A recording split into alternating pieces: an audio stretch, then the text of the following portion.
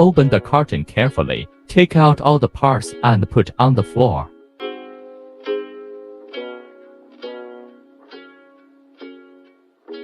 Install 4 seat feet to the armrests. Install back and front connect tubes to the armrests. Install right and left mechanism.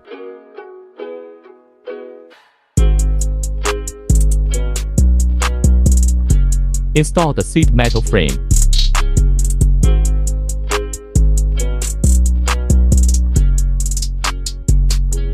Install support bars.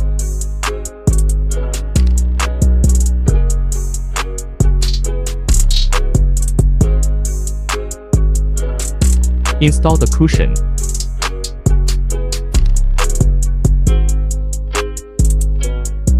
Install the backrest.